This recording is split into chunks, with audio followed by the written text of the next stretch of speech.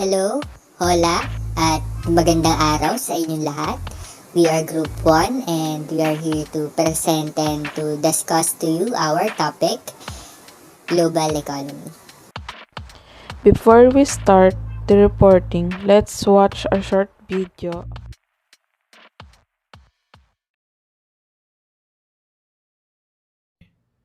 The global economy is the world economy or the worldwide economy. It is all the economies of the world, the economy of every country, which we consider together as one giant economic system.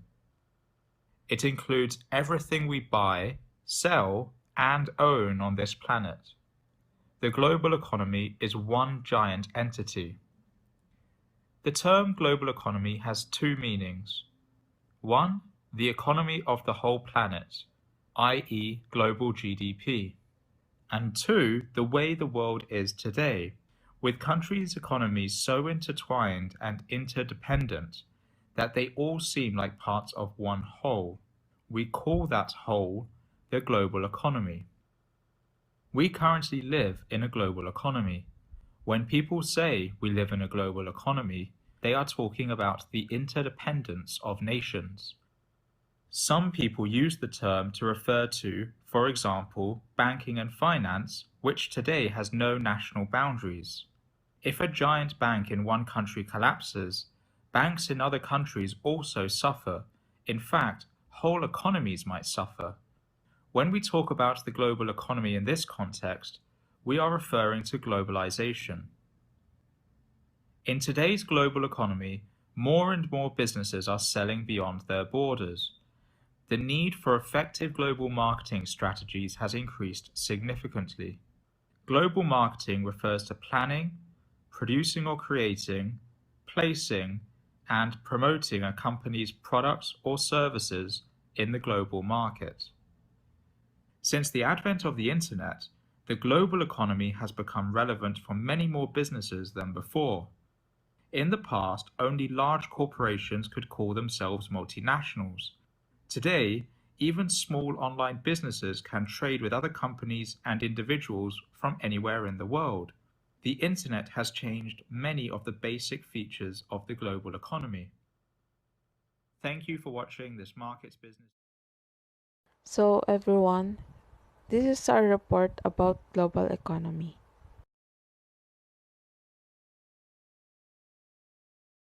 Hello, good morning. Our first topic for this day is about international trading system. Ano nga bang international trading system? Isa itong ekonomiyang transaksyon na isinasagawa sa pagitan ng isang bansa. Among items commonly traded are consumer goods, such as television sets, clothing, capital goods, machinery, raw materials, and food. Ang ibang transaksyon naman ay nag-involve ng services, such as travel services, payments for foreign patents. Ayon sa binasa natin, ano nga ba daw ang international trade? Ito ang pakikipagpalitan ng goods or ng services across international borders. So, ang international trade ay maihahalin tulad natin sa salitang barter or bartering. Bartering has the same definition as international trade. Bartering defines as exchange of goods and services for other goods and services. Ito ay pakikipagpalitan din, ngunit hindi ito ginagamitan ng pera. Bartering is an old way that people does to exchange good for the other goods. Let's go back to the topic. Isa sa mga halimbawa ng international trade ay, kunwari, ang Pilipinas nagpadala ng mga edible fruits sa Korea para ibenta. Katulad ng lamang ng mga nuts, ng coconuts, and ng ibang edible fruits para ipadala sa ibang bansa para ibenta. Ito ay isang halimbawa ng international trade. So, para sa simplest way to define international trade, it refers to exchange of goods and services from other country to another. In other words, import and export. So, import means bringing goods and services from another country to home country. Ito ay pagpapadala ng serbisyo or ng goods sa isang bansa, galing sa isang bansa para ibenta. Ito yung example ko kanina. Yung Philippines nagpadala ng mga edible fruits sa Korea para ibenta. Ito rin ay isang halimbawa ng imports. Nagpapadala ang isang bansa sa iba pang bansa para ibenta yung mga serbisyo nila or goods. Ang export naman, ito ay ang kahulugan nito ay sending goods or services for sale. Ang halimbawa nito ay kunwari, ang mga produkto ng China ay pinapadala dito sa bansa natin, sa Pilipinas, para ibenta, katulad na lamang ng mga produkto ng kanilang teknolohiya, ng mga cellphone sila, ng laptop, kunwari Oppo, Vivo. Pinadala nila yung mga ganong product dito sa Philippines para ibenta, at yun ang halimbawa ng export. Next slide. There are two types of trade. Ang isa ay visible trade. Ang visible trade, it refers to buying and selling goods that are tangible, na hahawakan natin, katulad na lamang ng mga oil, bread, ng fruits, ng car, ng cellphone. Yung cellphone na gamit mo ngayon is also a product of visible trade. Ito yung mga binibili at binibenta na galing sa ibang bansa na pinapadala dito na tangible. The other one is invisible trade. Ang example naman nito ay mga softwares na binibili natin online, katulad na lamang ng Microsoft. Hindi siya tangible, pero nabibili natin siya internationally.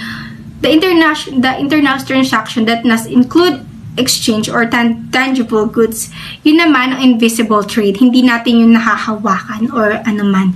Isa pa sa mga example ng invisible trade are banking, insurance, software, katulad ng sabi ko kanina, tourism also, and also education. Education is not tangible. Next. The benefits of international trade are, it allows the country to expand their market. Yung international trade, tinutulungan niya ang isang kumpanya or countries na mag-expand yung consumers nila or yung mga clients na bumibili ng product nila. And also, it helps some company to expand their business internationally, not only to our country but to the other continent of the world. It may increase the number of potential clients. Each country you add to your list can open up a new pathway to business growth and increase revenues. It allows the country to expand their markets and access goods and services that otherwise may not have been available domestically. I am John Paul Villianueva, and today we are going to talk about the Bretton Woods system. Why is it important?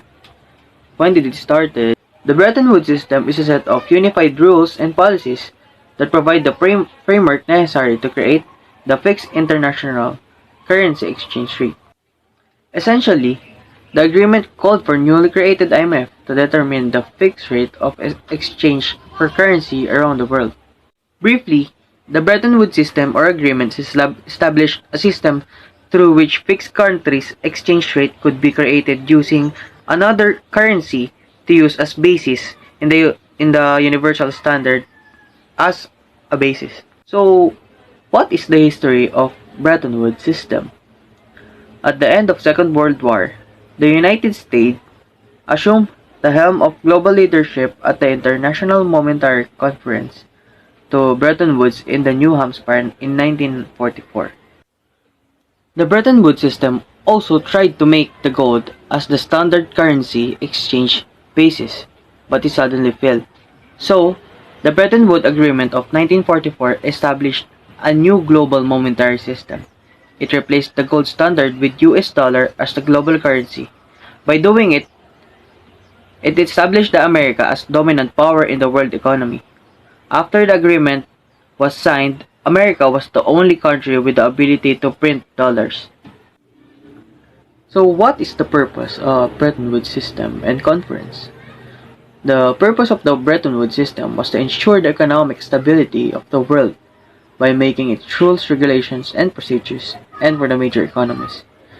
There are 44 countries who are participating on the Bretton Woods Conference, including our country, Philippines. And under the agreement of the conference, countries promised that their central banks would maintain fixed exchange rate between the currencies and the dollar. If a country exchange currency value became too weak relative to the dollar, the bank would buy its currency in foreign exchange markets. And take a note of this. Purchasing a currency would lower the supply of the currency and rate its price. If a currency price becomes too high, the central bank would print more. The printing production will increase the supply and lower the currency's price. This method is monetary policy, often used by central banks to control the inflation.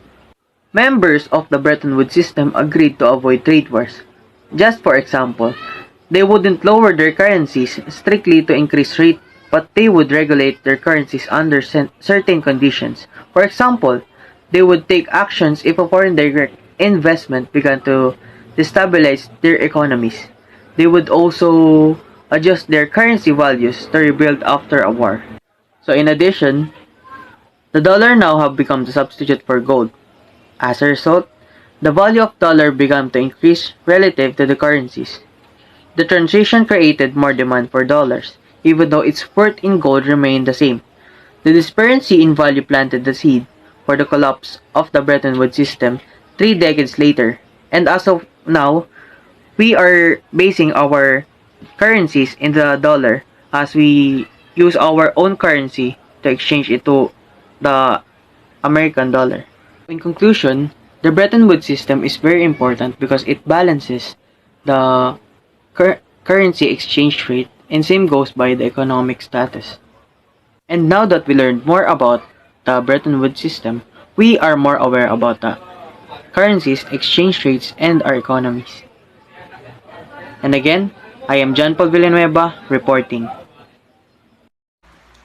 Neoliberalism and its discontents. So what is neoliberalism? From the word itself, neo means new and liberalism means absolute freedom. Neoliberalism is a discourse that emphasizes the ideological neutrality of state management. The effects of neoliberalism here as the rich grow richer and the poor grow poorer. It promotes above all total freedom of movement for capitals, goods, and services. It advocates the opening of economies and competition in the world market in conditions of absolute freedom. The main points of neoliberalism include: number 1, the rule of the market. In the rule of the market, any private enterprises are free from any bans imposed by the government, no matter how much social damage this causes. Greater openness to international trade and investment, reducing wage by eliminating workers' rights such as health benefits, and no more price control. All in all, total freedom of movement for capital, goods, and services. Number 2, deregulation. In deregulation, it reduces government regulation of everything that could diminish profits, including protecting the environment and safety on the job. So this means na less na yung tax na makukuha ng government from private companies, and yung private companies na yung magde-decides ng benefits na ibibigay nila sa employees, and walang access yung government dito since private na sila or hiwalay na sila from the state. So, number 3, privatization. Sell state-owned enterprises, goods, and services to private investors. This includes banks, key industries, railroads, toll highways, electricity, schools, hospitals, and even fresh water. So, kung before, kailangan pa ng permit sa government para ibenta yung malalaking properties, sa privatization, pwedeng owner to buyer na lang yung maging process ng pagbebenta ng enterprises. So, number 4, eliminating the concept of the public good or community and replacing it with individual responsibility.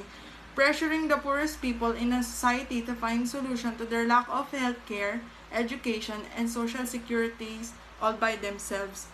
So, sa number 4, yung mga tao na yung mga employees na or yung mga tao na yung bahalang mag-asikaso ng healthcare nila, ng education, and everything, Kasi hindi na or less na yung access ng government sa mga private companies, less na din yung tax na makukuha nila, which means karamihan sa mga public healthcares and everything magiging private na din kasi meron nang magmamay-ari nun kasi hindi na siya kayang iano ng budget ng government.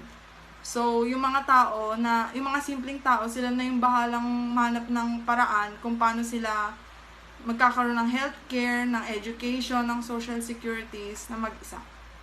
Although neoliberalism is extending the reach of markets in all areas and is maximizing individual freedom and choice to create wealth, it also has its discontents or lack of satisfaction, such as, number 1, weakened social solidarity.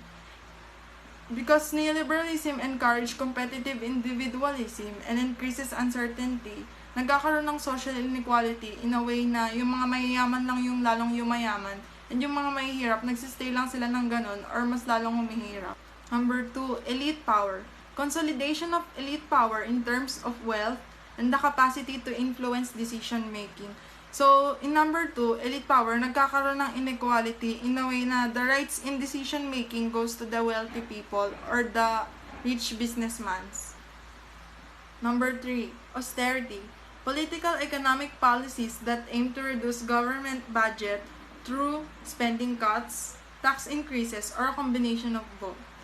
So, since less na yung tax na nakukuha ng government from private companies, it's either babawasan na lang nila yung budget nila for public health, education, or itataas nila yung tax ng mga tao. Number 4, polycrisis or all stressors affecting planetary health, including poverty, injustice, unsustainable economic growth and debt, failing states, war, terrorism, and many more.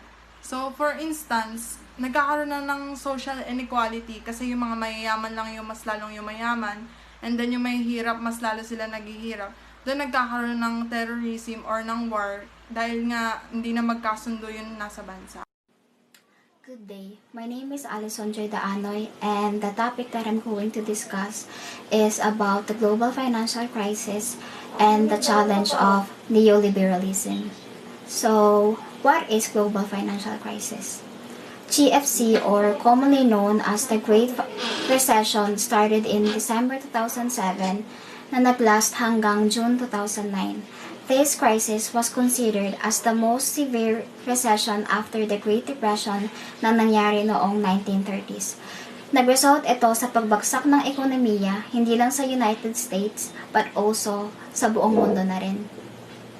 Before tayo mag-proceed sa background ng crisis, ay magbibigay ako ng 2 key points na dapat alamin kasi connected ito sa topic na ating tatalakayin. Is mortgage.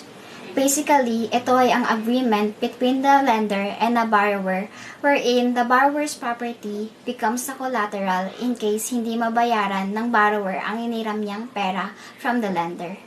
Second is subprime mortgage. Ito yung loan na ino-offer ng mga financial institutions sa mga borrowers who has low credit scores and to the people who are less likely able to pay their debts. Now, let's find out the origins of the crisis. Where did it start and how did it happen? The main cause of the global financial crisis was the housing market in the US. In the mid-2000s, the housing market was actually thriving.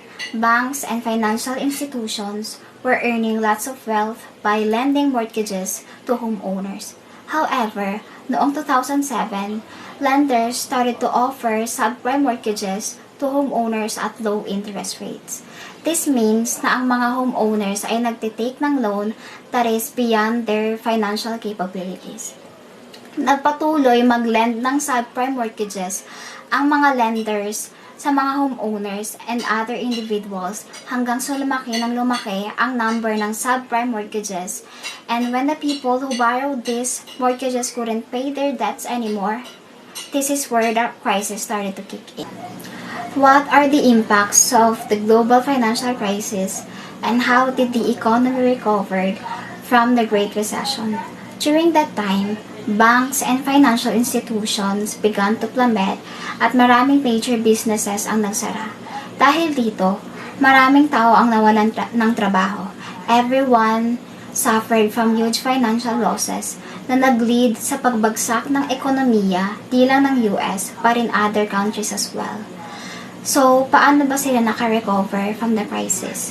In 2009, the US responded to the crisis by bailing out banks and increasing their economic growth by using the Keynesian style pushed by Obama, and somehow, unti-unti silang nakabangon from the Great Recession, pero yung ibang countries ay inaiwang nagsasuffer pa rin. The challenge of neoliberalism. Neoliberalism is contemporarily used to refer to market-oriented reform policies such as eliminating price controls, deregulating capital markets, lowering trade barriers, and reducing, especially through privatization and austerity, state influence in the economy. Neoliberalism also played a huge part in the cause of the 2008 recession dahil nga sa policies nito such as privatization, free market, and deregulation, sumabog ang housing bubble market kagaya nga ng in-explain ko kanina. And wala ring na-i-offer na concrete solution ang neoliberal ideologies sa tuluyang pagbaksak ng ekonomiya ng iba't ibang bansa. Let's move on to the next topic. Hello, my name is Drew R. and I'm and I'm here to give you some information about economic globalization. So first, globalization, it is the process of integrating economy, while the economic globalization, it is the spread of trade, transportations, and communications. So halos same na sila ng meaning, but mas broader yung globalization, because globalization, it also the word used to describe the growing interdependence of the world's economies, cultures, and populations. So it means hindi na economy ang sakop ng globalization, meron tayong cultures and population. So ayon kay Kwan 2000, economic globalization refers to the expanding interdependence of the world's economy. So narinig natin word na interdependence. Interdependence meaning one company cannot live without others, or it's a mutual relationship between two or more countries with a trade agreement. For example, the Philippines, we have trade agreements sa Australia, sa US, sa China, and sa other countries. Another example is from IMF, or International Monetary Fund. They said that the movement, transactions, or integration is actually brought by the people, organizations, institutions, and technology. People, because people move from one place to another. Organizations around the globe, and also the institution to facilitate the movement of goods, service, and last technology, because it made our transaction to different countries easier. So that is the basic meaning of economic globalization. So we have four dimensions of economy. So the first one is globalization of trades of goods and services. For example, creation of World Trade Organizations in 1995. So there are transactions between countries. So there should be a institution that will monitor if the transaction of different countries are peaceful and smooth.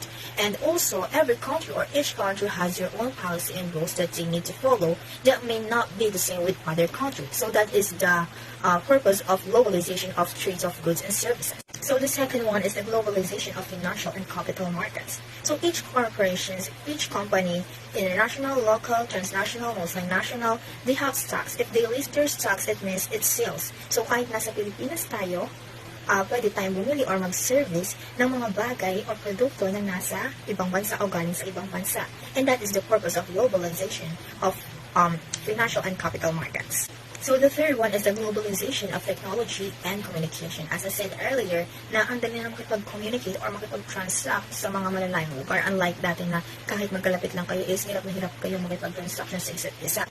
So the fourth one is the globalization of production. So napakabilis talaga ng pagbabago ng sistema ng pakikipagkalakalan ng bawat bansa dahil na rin sa pag-usbong ng multinational corporation and the transnational corporation. So what is multinational corporation? Ito yung pangkalahatang katawagan na tumutukoy sa mga namumuho ng kumpanya sa ibang bansa, ngunit yung mga produkto o serbisyong kanilang binibenta at ipinagbibili ay hindi nakabatay sa pangangailangan ng kanilang lokal na pamilihan. So for example, McDonald's, Unilever, Coca-Cola, Google, Toyota, Starbucks. So, ang transnational corporations naman ay kabaliktaran ng multinational corporation kasi ito naman ay tumutukoy sa kumpanya o mga negosyong nagtatatag ng mga pasilidad sa ibang bansa. Ang kanilang serbisyong ipinagbibili ay batay naman sa mga pangangailangan lokal. Binibigyan sila ng freedom, na magsaliksik, na mag-decide o benta ng mga unit na yan, ito ayon sa hinihingi naman ng kanilang lokal na pamilihan. For example is petrolyo at IT consumption. So we have the two types of economic globalization. The first one is protectionism, and the second one is the trade liberalization. So what is protectionism? It is the protection of one's economy from foreign competition by trade barriers. Ito yung tumutukoy sa mga policies or rules na galing sa isang pamahalaan ng isang country na nagsasabawal ng pakikipagkalakalan sa ibang bansa. Dito ay pinapatupad nila ang trade barriers na tulad ng tariff na ay pinapataw sa pagitan ng mga malalayang bansa. For example is North Korea. Alam natin na sobrang higpit ng policy ng North Korea. Kaya limitado yung mga bansa na meron silang trade agreement o pakikipagkalakalan. Next is the trade liberalization. Ito naman is yung reducing trade barriers to make international trade easier between countries. Ito naman yung tuluyang pagluwag o paglansag ng mga restriksyon humahadlang sa malalayang pagpasok ng kalakal mula sa iba't ibang panig ng daigdig. For example, tayo, Philippines na under tayo ng trade liberalization kasi open tayo sa mga malayang kalakalan na nakakatulong rin sa paglago ng ating economy.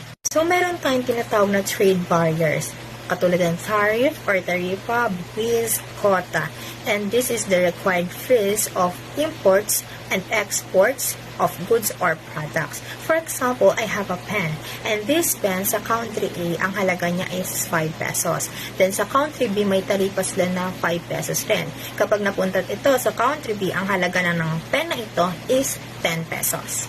So we have different ways sa pag-alis ng mga tarifa or trade barriers. The first one is the free trade. It is the trading of goods and services between two or more countries without tariff or taxes. So ito yung libre o malayong pakikipagkalakalan nila sa iba't ibang bansa na kaunti o walang tarifa o quota, subsidy o pagbabawal ng mga pamahalaan. For example, yung Canada and yung Korea. Nagkaroon sila ng trade agreement. Kasi inalis na nila yung sa Canada, inalis na nila yung 97.8% na tarifa. While sa Korea, inalis na nila yung 98.2%. Okay, next is the trade bloc. Ito yung samahan ng pangkat ng mga bansa na naglalayong na alisin na yung mga hadlang sa pakikipagkalakalan. So, for example, is the NAFTA. NAFTA is the North American Free Trade Agreement. So, noong 1989, yung Canada and yung States ay meron silang trade agreement. So that noong January 1994, yung Mexico sumali sa kanila, which is doon nag-umpisa yung official na NAFTA. Okay? I have these words that sakop ng economic globalization. Good morning everyone, I'm Sweet June R. Bolves and I'm here to discuss about surplus and deficit. What is surplus? Economic surplus consists of consumer surplus and producer surplus. Consumer surplus occurs when the price for a product or service is lower than the highest price a consumer would willingly pay. A producer surplus is when goods are sold at a higher price than the lowest price the producer was willing to sell for.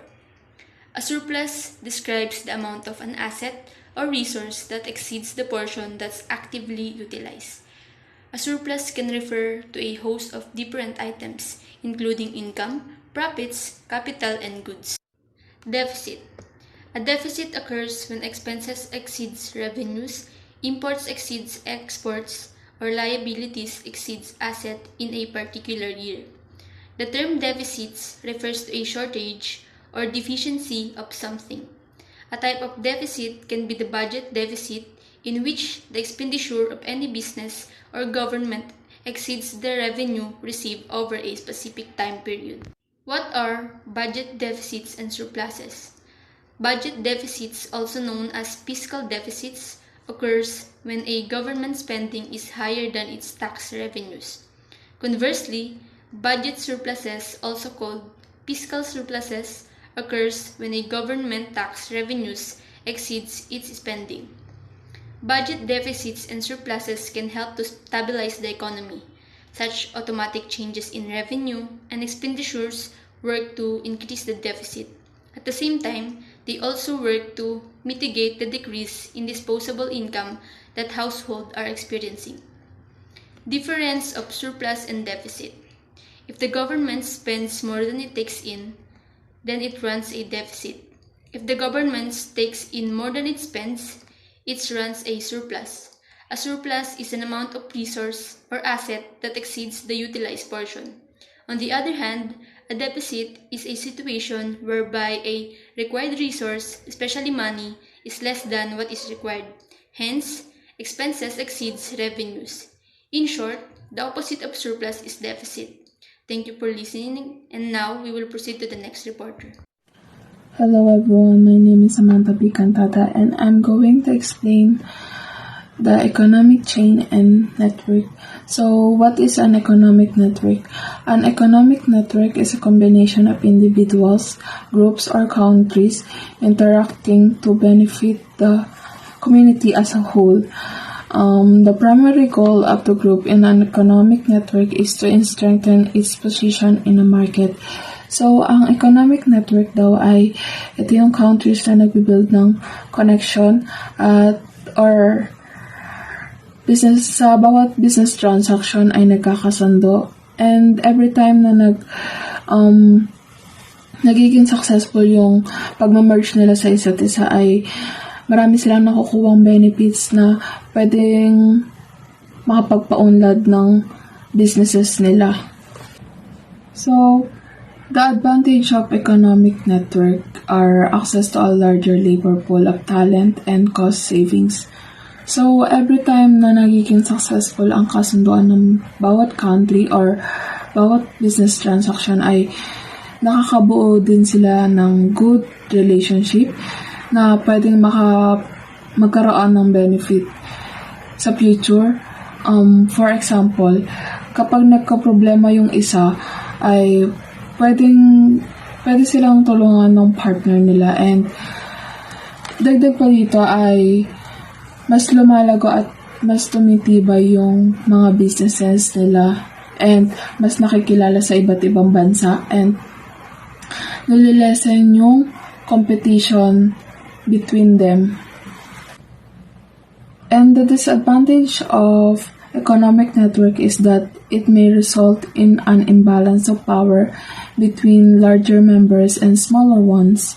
So, to those who's holding the power, they might abuse it and pwede nilang gamitin yon para mang-control or mang-bully ng ibang tao, like sa workplace. So next is the economic chain. So what is an economic chain? Production chain in economics, an analytical tool used to understand the nature of the production process, including production of both goods and services and its transformation. So ang economic chain ay ito yung nagpapaliwanag kung paano umikot or yung pagdaloy ng bawat good services or products sa isang bansa. And for example, connection between network to network.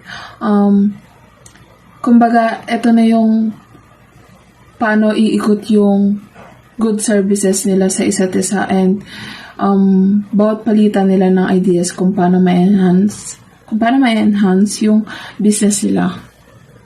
So next is process of services and products in the economic chain. A value chain is a business model that describes the full range of activities needed to create a product or service. Yung value chain is like from customer to supplier alignment and sourcing. So, inaaral nila yung wants and interest ng mga tao, then magpo-proceed sila sa planning para sa product, and after nila ma-develop yung product, hahanap sila ng supplier and sourcing. Last one is the supply chain. It represents all the steps required to get the product to the customer. Yung supply chain naman is yung all about production lang. Siya yung mismong goods from materials to customer. Services too. Commodities are divided into 5 groups: energy, metal, agricultural, livestock, and industrial. Now, there are examples of that. Yung energy, yun yung mga oil, natural gas, and propane. Metal na Metals naman is yung gold, silver, and manganese. Agricultural naman is rice, corn, coffee, and wheat. Livestock naman ay yung poultry, cattle, hogs, and beef. Industrial naman is yung coal, copper, cobalt, and steel. Now, yun yung mga examples lang ng mga commodities. Now, these products can contribute to meeting the basic needs of people around the world. Competition determines market price because the competition among sellers results in a lower product market price. Now, as the competition increases for commodities, companies that are competing for investors are using strategic and marketing tools to attract more customers. These marketing and advertising tools are, for example, sa advertising tools naman is yung FB ads, Google ads, yung mga nakikita natin kada magbubukas tayo ng cellphone natin, maraming ads yan sa YouTube, FB. And sa marketing tools naman is yung mga email blast, yung mga sunod-sunod na email, yun yung mga ginagamit nila para i-endorse yung product nila sa mga mas maraming investors, mas maraming customers, para mas marami silang mga makukuha. Yun yung, dun sila nagko-compete. And minsan, mas mahal pa yung mga nabibenta nila dahil sa mga marami silang mga strategic na mga ginagawa. So, ayun yung increasing competition for commodities. Thank you.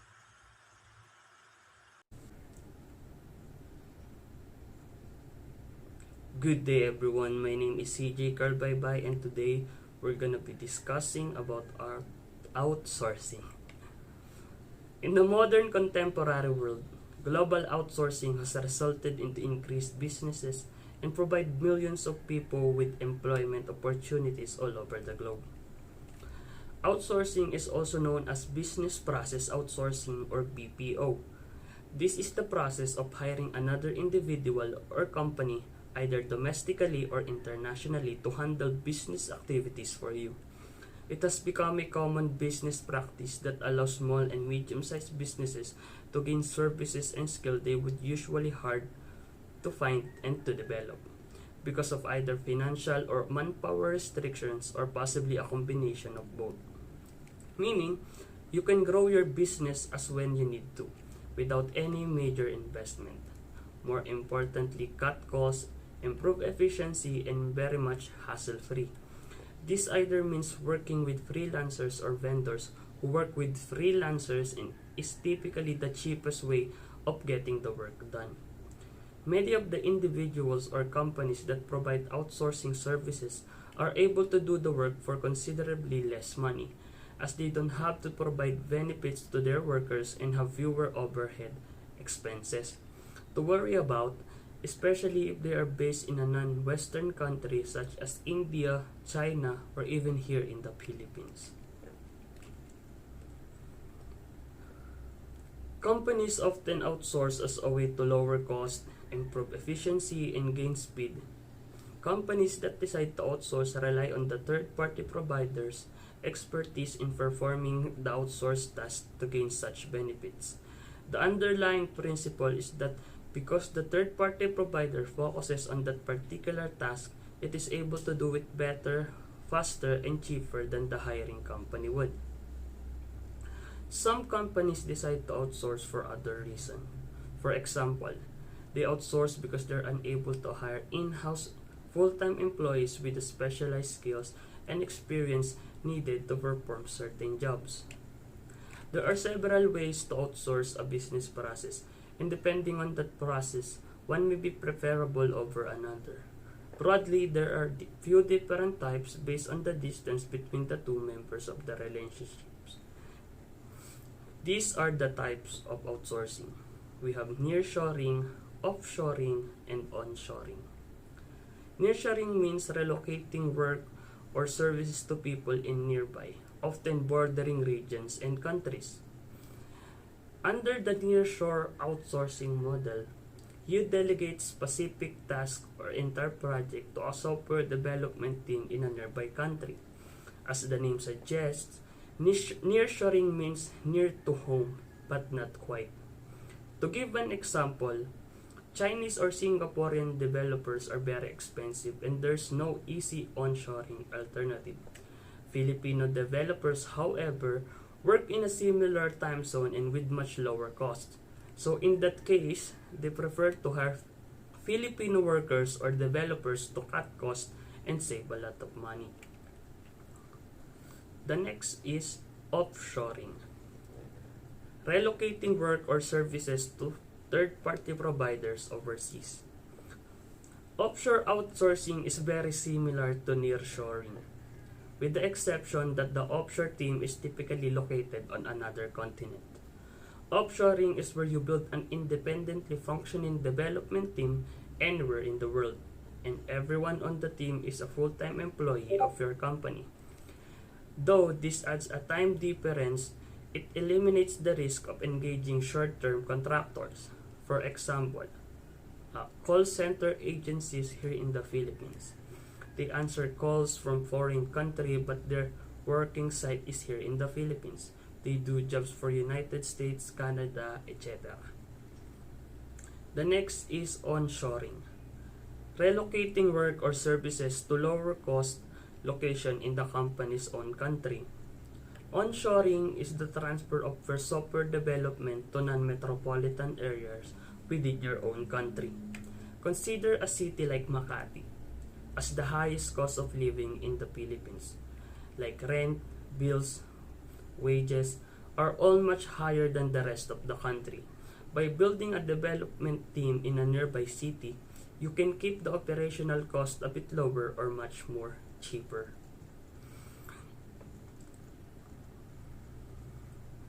As Asim Premji says, the important thing about outsourcing or global sourcing is that it becomes a very powerful tool to leverage talent, improve productivity, and reduce work cycles.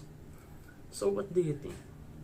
Is outsourcing a good or bad technique for your businesses? Does outsourcing helps developing country like us?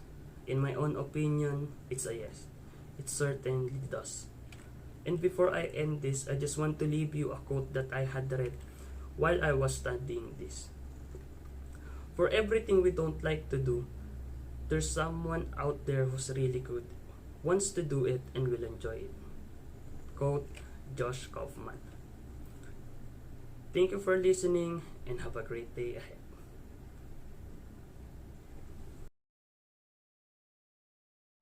So, upon reporting and studying the topic of global economy, um, our group realized or reflect that the global economy provides linkage between the regions and nations of the world in a system of economic relationships. These relationships involve the exchange of goods and service, financial flow across borders, exchange different nation currency, and movement of people in better standards of life. So basically daw, yung global economy is a linkage of everything na makikita natin sa mundo, the way na kunyari kung paano tayo manood, kung paano natin suotin yung mga damit natin, sa mga brands na mga ginagamit natin. So connected siya lahat. So for our group, we think that there are 5 reasons why is it important to learn and to value the subject global economy. So number 1 is it promotes globalization. So as we all know, it is one of the most important things na ngayon para sa atin kasi it helps the countries to promote their local products and it helps them na mag-grow bilang isang bansa. And it allows then yung mga other cultures and other ideologies na makapasok sa kanila. Sunod is you'll know how countries and regions are working, connecting, and moving with each other. So, malalaman mo din dito sa report na to kung paano yung mga bansa kumikilos, kung paano sila magkasundo, sa kung paano sila hindi magkasundo sa mga bagay and sa kung paano nila ayusin itong mga to. Sunod is aware in social issues. So, global economy Hindi porket sinabing global economy is related lang sa economics or sa something businesses or globalization. Parte din ito yung mga social issues na kinakaharap natin tulad ng poverty, yung kahirapan sa mga bansa na sa iba-ibang bansa, yung paniniwala ng ibang tao sa ibang bansa kasi nga iba-iba naman tayo ng culture and etc. and etc. Sunod is having knowledge about business, like example, how to export and import things, etc. So it is given, global economy is more focused on how how people are into business or kung paano nila gawin yung mga transactions between their companies and their countries and more. Last but not the least is know the things that connected to culture. So katulad ng sinabi natin kanina dun sa pangatlo, aware in social issues. Connected siya dito. Bilang nagsa-study ka ng global economy, dapat alam mo yung culture ng mga tao or yung mga nakapaligid doon sa economy na tinututukan mo or pinaprioritize mong aralin. So, ayun lamang po. Overall, it was a nice experience for us to study this topic because it is too broad. Sobrang dami niyang pwedeng maabot and we are very grateful na ito yung topic na napunta sa amin.